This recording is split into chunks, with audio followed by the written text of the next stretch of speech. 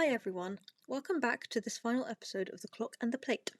Over the past month we've taken a deep dive into how time, culture and biology intersect at the dinner table. Episode 1 unpacked the friction of Anglo-American 9 to 5 and social jet lag. Episode 2 travelled to Madrid to dismantle the myth that eating after 7 PM is an automatic metabolic sin. For our series finale today we're heading to Japan to look at the opposite end of the spectrum, exploring what happens when an entire country doesn't just adapt to chrononutrition individually, but bakes it directly into public law, urban design, and school curriculum. In 2005, the Japanese government introduced a landmark piece of legislation called Basic Law on Shokuiku, which translates to food education. This isn't just about handing kids a food pyramid poster in gym class, it's a national framework treating meal timing, food quality, and social eating as vital components of public health. Meals are anchored to consistent biological windows. Schools serve structured, multi-course lunches under kyoshu, eaten mindfully in school environments.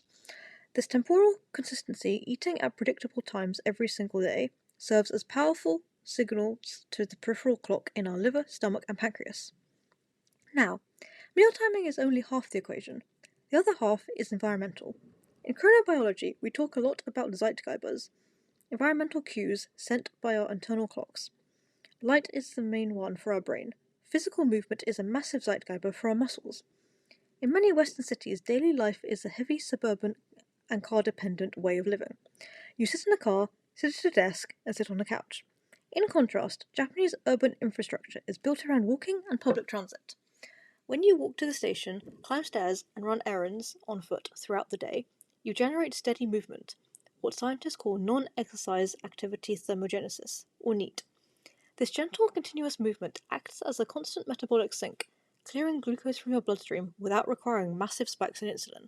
So, what is the ultimate takeaway from the three-part journey across the UK, Spain, and Japan?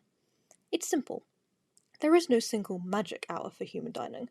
Metabolic health isn't about forcing yourself into artificial schedules that contradict your life.